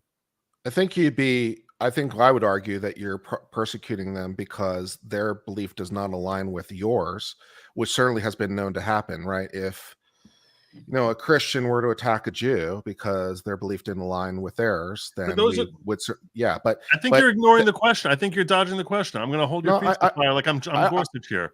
Okay, if someone makes a claim that coffee it tastes terrible, and I'm going to persecute anyone who says that coffee tastes terrible. So it's not a hate crime. Well, let me answer your answer back this way. I believe it is true that the Mormons believe that coffee is a sin. So if there was a Mormon who attacked a person who drank coffee because they believed that it was a sin and that's their motivation, then at that point it would be a hate crime. No, I don't think that's right. I think you're mistaken. Maybe I'm wrong on the law, but I'll tell you this much. There's a difference between my motivation being religious and you being the target because of your form of religion. When you're comparing Christians coming after Jews, what you're basically saying is that the reason it's a hate crime is because a Christian is attacking the person because that person has a different religious belief, as opposed to a Christian attacking someone who's failing to properly recognize Christianity. So now that's a different. That's the motivation of the actor, as far as it being like, as opposed to the belief, the person's belief, religious beliefs, that they're being punished for their religious beliefs. So, okay, Muslims. Okay, well, Muslims don't drink alcohol. Okay, so yes. if a Muslim basically went out and attacked someone who just came out of a bar. So they're motivated by their religious beliefs, but it's not that because the other person is not a Muslim. If it's not because the person's not a Muslim, they could be a bad Muslim. They could be a sinful Muslim. It's not so they're just a sinful Muslim, but their motivation is their religion. But it's not that the person is now being attacked because of their religion. They're being attacked because of their failure to adhere to it. So that's similarly over here. If we're talking about the coffee thing, the coffee thing, or whatever, the alcohol thing. Mhm. So or we come back to atheism, right? So someone Mhm. who's attacking an atheist, that since that's not a religious belief, they are not being persecuted for that any more than their belief that alcohol is something I can drink. I think I understand the distinction you're trying to draw. I'm not sure I buy the distinction. If you Okay. want me to elaborate further, that's fine. Or if you want to just press or just go on other things, I think that's fine. But I'm not sure I buy the Yeah, distinction. I think we're flying a little bit afield from the topic of the I don't day. mind. I don't mind whatever we're discussing. That's fine. We're just having an interesting discussion. I don't mind. Yeah. But Yeah. I was just like, okay, I think we disagree. Do you want to press further or do you want to move on? No, that's maybe we'll come back to it a little bit Okay, later. fair enough. Let me get some of these chats. The whole debacle has weakened the seat. That's a fair point. Left operates under the concept of rules for thee, but not for me. So they feel like the absence of presidential immunity would only apply to conservatives, and frankly, it likely would only be applied that way. But that's a political comment. Charge Biden for gross negligence for allowing fentanyl criminals into our country, causing the death of thousands, manslaughter, crumbly. And I think that's the point that Gosney made, that or Ron made, that you can call. Oh, you did, right? That you can call this an invasion, right? You did that. I think it would be intellectually reasonable for someone to consider it possibly an invasion. I don't think I would necessarily agree with it, but I think you could get there. And that he's failing to protect us, and that he's insurrecting by failing to uphold his. He's certainly breaking his oath to uphold the Constitution. Argument of double jeopardy is dumb. Should be argument to remove immunity. Impeachment is the process. That's I agree with you. Philosophically, it makes more sense. Hate crimes equal protection issue creates class. I'm not sure where that lies in our disagreement. Do you think the Hawaii Supreme Court gets bitch slapped down over the latest 2A ruling? I haven't read it, but sounds probably yes. What did they say? I don't know. I didn't even know they came out with an issue. All right, I gotta read new Hawaii Supreme Court decisions. Oh, that's fun. Yeah, that is interesting. My religious belief is that believing in gods is retarded. If you attack me for that, it is attacking me because of my religious belief. You can call something a religious belief. That doesn't make it a religious belief. I can call my opinion that the Yankees are the greatest sports franchise in history a religious belief also, but that doesn't make it a religion. So that's true. So the hate crime comes from attacking the religion itself, not from the aspect of said religion. Not right, exactly, from the attacking the religion or the adherence to the religion because of their adherence to the religion, rather than your motivation is your own religion. So that's what I would argue. But apparently, is communism religion? Is anti-communism hate? See, that's what I'm saying. You can call any belief system religion if you want to. That doesn't. And I'm saying there's no difference between. Let's say someone attacks someone because they're a communist. Would that be a hate crime? Well, typically no, because we would say that's a political, not religious belief. Right. Okay. And then you're going to ask me what's the difference. But doesn't religious belief imply a belief in God? I think a religious belief implies a view about God. A view about God, not a belief in God. Yeah. Okay, and that's really the key line. Okay, that's really what this ultimately. I think you hit the nail on the head with that last comment. If you look at religious, if you look at freedom of religion as being a belief about and a perspective on God rather than a belief in God, that's everything right there. That's the entire question right there.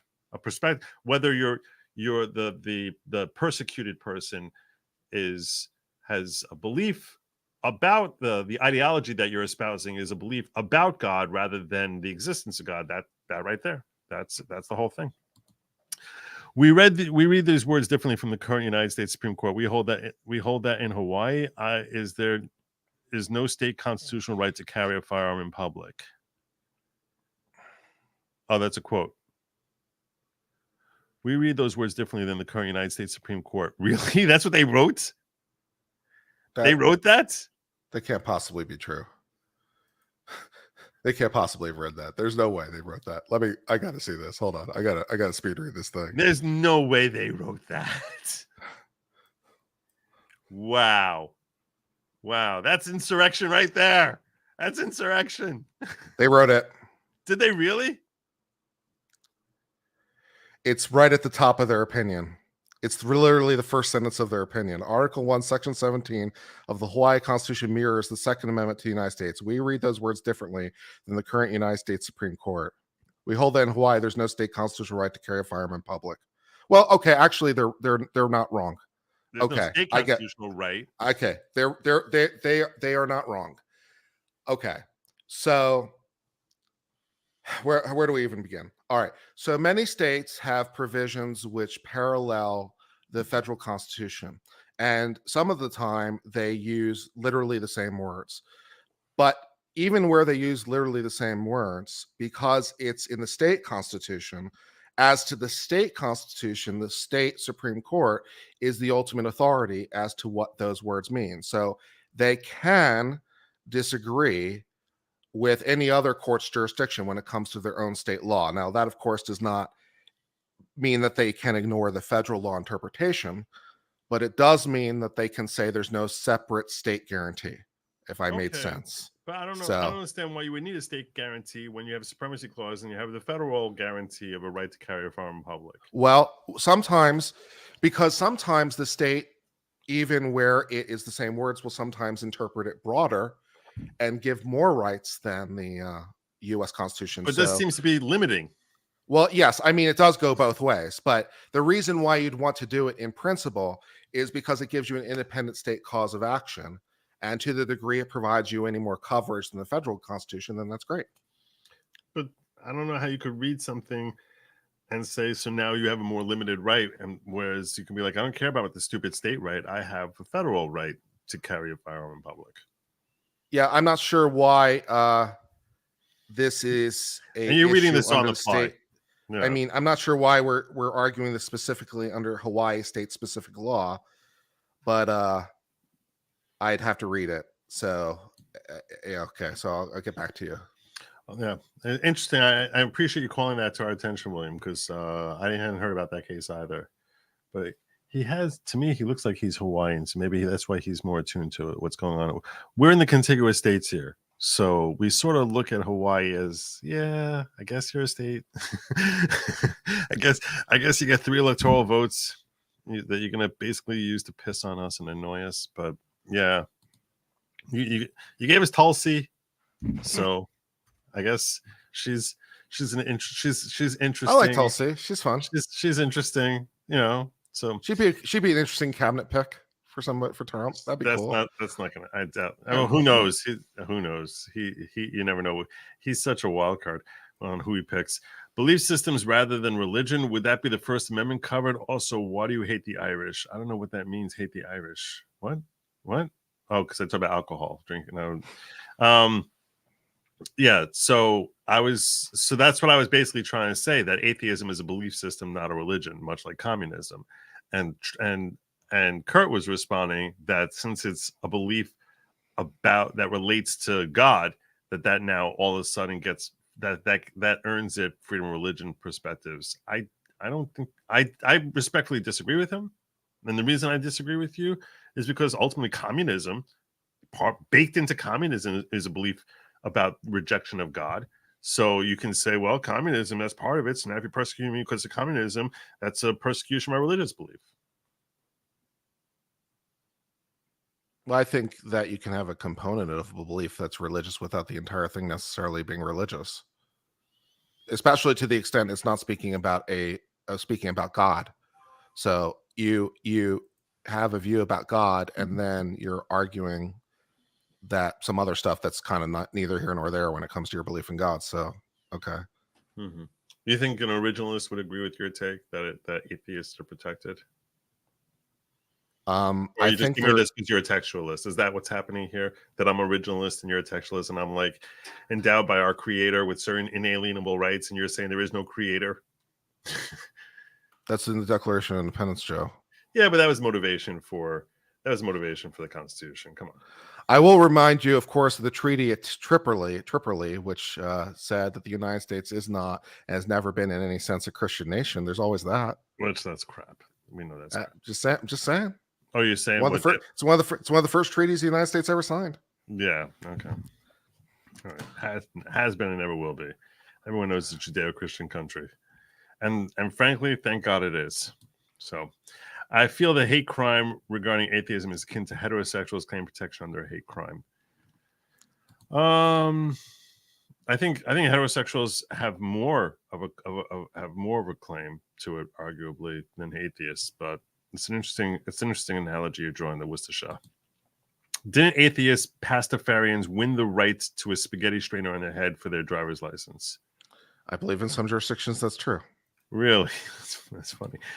The statue was destroyed by a politician because it was satanic. So because of the religious belief, it was destroyed, thus a hate crime. I'm comfortable with that. I have no problem with this. And I'm disagreeing with that because I'm saying that you cannot have a hate crime for religious freedom when the person is rejecting religion altogether. And what you may or may not know is that neither the Satanic Church nor the Satanic Temple actually believe in Satan as a literal deity or literal entity. They don't actually believe in a literal Satan. They are both atheistic in their nature. Right. So there's that if they believed in Satan, which I don't even know what that means, because I think Satan is like basically the anti-God, and you're saying the anti-God is God. I don't know what that means, but yeah, I don't. What I'm saying is I don't understand how atheism can be deemed a religion. That seems, and it's interesting. And I know that some of you might think that I'm talking that there's a little bit of doublespeak that I'm engaging in here, and that I'm certainly not trying to engage in doublespeak. And the reason I bring that up is because during my 24-hour stream, I had a guy on who was an atheist, and I was basically saying to him that to be atheistic, you need to have a stronger conviction to your atheism than any religious person can possibly have to God, because of the levels of a belief that you have as to how humankind was formed are, and that you're positive that there is no God is stronger than any individual could possibly actually believe in God. But so you might assume, so I look at it almost as if it's such a religious devotion to atheism, but a religious devotion to something doesn't make it a religion any more than love of the Yankees makes the Yankees a religion. So that said, I think hate crimes are stupid. The reason you assault me shouldn't matter. Just the fact that you assault me, no one should be special. I find myself leaning that way a lot more and more. And Irish Representative Joe does not hate Irish. He loves us after Jews. Oh, of course. Please, obviously. I'm not really sure if I agree with you in your proposition about atheism, because I think I don't know, but I think most religious people would say that belief in God is an act of faith.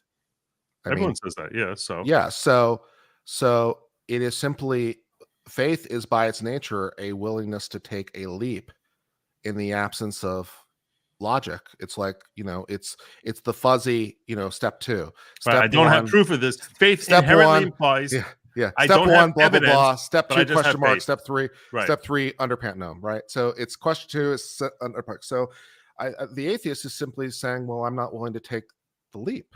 And I don't know that requires more belief. No. That's an agnostic. The way I define agnostic. Oh, you mean it's sort of a positive thing? Oh, okay. Yeah. Then I understand. Fine. Right. All right. Fair enough. Treaty of Tripoli was signed and ratified by the First Continental Congress, our founders. Yeah.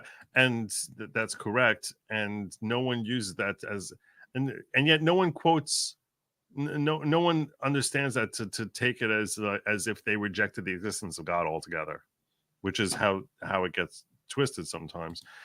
Jackals Terra Gentum says the Church of Satan argues that abortion is a religiously protected practice, a blood right for the Satanic Temple does. I don't know about the Church of Satan. Maybe they both do. The U.S. has never afforded 1A protections to cults that practice blood rights, wreck all their idols. So yeah. Okay. I think. Oh wait, I had over here in locals that Johnny Reb said. So I'm at work and randomly I see this thumbnail pop up on my coworker's phone. Matt sent to him by a separate friend. Wow. So my thumbnail just popped up on your coworker's phone. That's kind of cool. That is kind of cool. Thank you for sharing that, Johnny Reb. I appreciate that. That's so weird because I always assume that no one ever hears about me, like, ever. Prerequisite Satanism. By the way, if you're here, if you could please like and subscribe. This is how day streams seem to be the only way I can ever actually find new people. So if you can like and subscribe, I'd be much, much, much obliged. Prerequisite Satanism, acknowledgement of God. I think that depends on which Satanist you ask. Do you believe in Marduk? I don't know what Marduk is. Do you know what Marduk is? It doesn't matter. I think it was just a point to point out that you don't believe in something, and therefore the atheist just believes in what, as Ricky Gervais once pointed out, it's like, you don't believe in 999 gods. I just don't believe in one more, so that kind of thing. Right. Yeah. But that's a fallacious argument. You think so? Yeah, I think it's a completely fallacious argument. Okay. Because there's a difference between saying, so if someone comes along and says that there's, people say, I don't think any organized religion has it right, but I can accept that there is a God out there. That's a different, which is that would be aligned with that argument. But just saying, but in order to come to a conclusion that there's no intelligent design at all, so you're basically subscribing to a belief that it was pure random chance that enabled all these ecosystems to just randomly materialize into something that was coherent, despite the fact that entropy insists that things break apart. So in the long run, they do. Yeah. Yeah, but somehow our ecosystems, which are all interdependent and form naturally of their own volition without anyone overseeing it, seems to me to be such an incredible leap of like the one in a quintillion possibility, which I think is far less than 1 in quintillion. I think it's probably 1 in quintillion squared, but possibility that we can't that ecosystems and oxygen and would all just form on their own. I think it's a much farther leap of faith than saying that squirrel outside created everything. I'm not so sure, because as complex as the universe is, any god sufficient to create it would have to be infinitely more complex, and that god would have had to come around if you believe that god is eternal, then that god just exists. So somehow this being, which is infinitely more complex than the universe he created, just exists. So the idea that the universe itself could just exist when it is necessarily less complex than the god that would create it is not, like, ridiculous.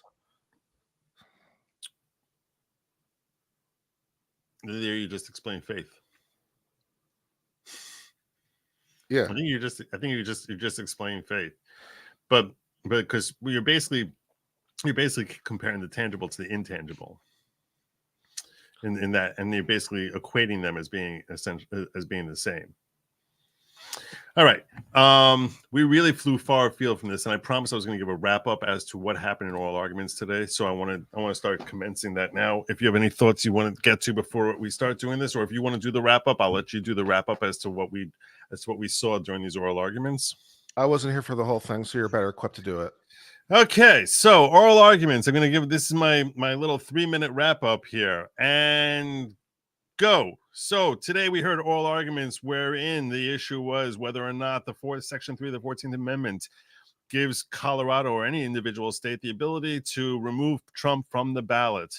First up, we heard from Trump's attorneys, who did, in my opinion, a fairly poor job in presenting their case and got pushed around a little bit by Sotomayor and seemed very rooted in a textualist interpretation of the 14th Amendment as the basis, as the meat and potatoes of his argument, essentially claiming that the language which says officer of the United States, that he has to have previously taken an oath as a member of Congress or as an officer of the United States, that specifically officer of the United States seems to exclude the president of the United States, because all officers under Article 2 of the Constitution are appointed by the president. So in order to qualify as being an officer of the United States, you have to be appointed by the president. Obviously, the president doesn't appoint himself. He's elected. So and that it's a term of art, meaning it's a term that has a definitive meaning in the minds of the authors of the 14th Amendment. And accordingly, when they write officer of the United States, has that you took an oath as an officer of the United States, that no president could ever fall under, could ever qualify for being excluded from the from holding office because of Section 3 of the 14th Amendment. He was being pushed by many of the conservatives, including Ketanji Brown Jackson, who seemed to appear very conservative today. Based Jackson. Ketanji Brown Jackson, who seemed to be asking and a lot of questions that you would expected Judge Alito to be asking or Judge Thomas to be asking, and being pushed into an originalist perspective to say, hey, doesn't it seem like this is very inconsistent with what the drafters probably had in mind when they first put this in, when they first wrote this, to enable states to have power over federal government, over federal election? And he's like, I don't really see how. The Trump's attorney was like, I don't really think the originalist argument really helps us very much, which was just what? But, and if you were watching me here, you saw me freak out over that. Then we saw the petitioners who brought this, the anti-Trumpers, got up there and spoke, and they got pushed around and by the justices a lot. Alito, Gorsuch were hounding him with different hypotheticals. Amy Coney Barrett, even Ketanji Brown Jackson was basically saying, isn't this going to lead us to 50 different interpretations and leave us open to anyone who basically comes along and says that they think this is insurrection? And he actually fought well. He just seemed to be facing a barrage of attacks that's frankly likely sink his case. I felt his ability to compose himself and handle these arguments seemed stronger than Trump's attorney, but the level of he's facing atom bombs, whereas Trump's attorney was facing grenades to his case. So it seemed as if even Ketanji Brown Jackson seemed to not go along with some of the interpretations of Section 3 of the 14th Amendment that the anti-Trumpers were presenting there, leading most of us on the panel here to come to a conclusion that she likely is going to join in a majority opinion, which is going to put him on the ballot. Finally, we had the attorney for the Secretary of State who got up there and basically was making the case against Trump, that the Secretary of State and each state has plenary authority, meaning that they can go wherever they want to in determining who's on the ballot. And the justices kind of left her alone. She spoke for a very, very brief period of time, and it was near the very end after we had dealt with over 2 hours of oral argument. It seems as if they had already zoned out. If you ask me what we are likely looking at here, I am very confident that Trump is going to remain on the ballot. And there's a lot of different bases here, because we need to remember, seriously, there's 8 different legal theories that you need to embrace, every one of them against Trump, to come to a conclusion to keep him off the ballot. Okay, and when I kept this up here for a great period of time, just to go through some, if not all, of the different arguments that you need to say, yep, Trump loses on this. Yep, Trump loses on that. Yep, Trump loses on this. And if he goes 1 for 8, they have to put him on the ballot. And those arguments include whether this refers to what office can be held. And this is one of the things the justices brought up, is they said, so I think it was KBJ who brought this up. She's like, the way I understand it is we're dealing with what office you're being barred from, what oath the person has to take, which is the second part, who having previously taken oath to support the Constitution of the United States, whether that's the language of the oath or it's some different oath. And also, if you fall into this, in order to be disqualified from these offices, I mean, this is a list of the offices you cannot hold. If the statute applies to you and you fall into the statute, here's a list of offices that you're no longer able to hold. Then this other section here, which we talk about as a member of Congress or as an officer of the United States, or a member of any state legislature, etc., that at the time that you are, how do you get into that qualification? How do you get into that classification? Well, you have to be one of these people. And whether or not that would apply with those people who can fall into it includes the president. Each time we're trying to get the president in here, or the petitioners who are trying to keep Trump off the ballot, try to say this applies to Trump, this applies to Trump. So it seems to really exclude, in this list of people here, of which offices that you can hold, it leaves out president. Doesn't say president expressly, doesn't say vice president. Ketanji Brown Jackson seemed to have a very big issue with this, of having the president lumped into hold any office, civil and military, under the United States, that somehow they seem to very expressly leave the president and vice president out of this list and start with just senator and representative in Congress or even elector. And that to lump him in there seemed to her to be bizarre. She seemed to really struggle with this. So this is one issue. This is the first issue is, does this bar someone, if this whole thing applies to someone, would that stop you from becoming president? If you made an oath and you were a senator and you made an oath, would you be allowed to run for president or not? And the first argument is, even if you were not able to run for senator, you still be able to become president because it's not applying to the president. That's one. Second argument is, does the oath that he made, which was to defend what's the oath of the president? To defend and protect the Constitution rather than support? Yep. As opposed to the language over here of an oath, who has taken an oath to support the Constitution of the United States, that the oath he took doesn't really apply. Frankly, me personally, I'm not a big fan of this argument. I think that you look at this language of support, it really could be read to interpret any type of support of the Constitution and protect and defend would fall into that classification. But that's a second argument that has been made. Third argument that has been made is that in order to qualify, that you would be barred by this statute, that you have to be that seems to say that you have to be a member of Congress, or you have to be an officer of the United States. And this is the argument that Trump's attorneys were really latching on to, that when you're president, you cannot fall into this classification, because it only could apply to an officer of the United States, and officer of the United States is defined in Article 2 as someone appointed by the president. And obviously, he's not appointing himself, so it doesn't apply to him. That's the third argument. Fourth argument is when you have an issue as to shall have engaged in insurrection or rebellion. What is an insurrection? Who's determining what an insurrection is? Does the state have the authority to do this? At what does a person have to be convicted of insurrection? It doesn't even get into whether or not incitement. They didn't even talk about this. This issue did not come up, which did come up in the hearings, which is, does inciting, which arguably is what their claim is, would incitement of an insurrection be considered engagement in an insurrection? Which that's another argument that Trump potentially has. If you don't think incitement is engaging, then this whole thing doesn't apply to him, and Trump's back on the ballot. Any one of these arguments that Trump wins, he doesn't have to win all of them. He needs to win any one of them, and he's on the ballot. And finally, with respect to, is this self-executing? Do states have the authority to basically sit here and interpret this and then have a Secretary of State knock you off the ballot? That's not finally. There's another argument also.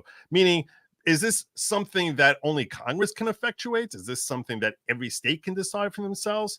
Furthermore, you have the issue of due process. How do we determine that he's an insurrectionist? And this is something that Amy Coney Barrett seemed to make a big deal about due process here, that we can't deprive someone of the right to run for president when it doesn't seem as if there's going to be any sort of opportunity for him to show that he's not an insurrectionist. There's no finding by a jury of his peers that he's engaged in insurrection. And yeah, again, any one of these arguments he wins on. And if this wasn't an insurrection, which that itself is a big question, and I think many of my most loyal fans, and myself included, would say this was not an insurrection. In that case, with respect to Trump in particular. Right. I don't think the siege on the Capitol was an insurrection personally, but I personally would define it. They keep using the term riot at the Capitol. I like riot. I use riot. I called it my Capitol Riot series. I called it riots from the beginning. Yeah.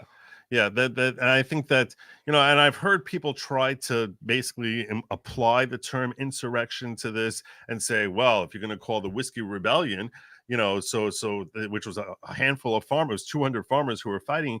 So then clearly this was obviously an insurrection. It's like, no, you don't know much about the Whiskey Rebellion if you're going to downplay that as 200 farmers, because A, it wasn't 200. There were literally thousands of people. B, that went on for 4 years. And George Washington had to lead federal troops out to scare them, and they literally had their own flag they built during this time. They had different conventions and meetings. It was an actual rebellion. We don't appreciate just how significant the Whiskey Rebellion was. It was a very, very, very big deal in its day that lasted for years, and they label themselves insurrectionists. And this is one point that I don't think I've ever made before on stream. I'm not sure if I have, but here's the thing.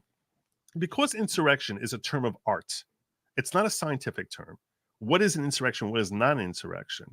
To me, if we're trying to define what is an insurrection, you really need to look at the mindset of the person of, do I believe that I am insurrecting?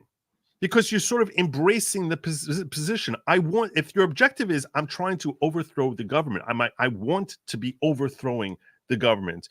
In the Whiskey Rebellion, which they're like, we don't accept this government. In fact, in the Whiskey Rebellion, they even went so far as to say, we want to rejoin. There was arguments in their conventions that we should rejoin Great Britain or go to France. Like, they literally were like, we're not part of this country anymore. That's how strong they were. Nobody on January 6th was making that argument. They were feeling as if the country was taken from them. None of them looked at themselves as if they were engaging in insurrection. They looked at themselves as if they were protecting the Constitution.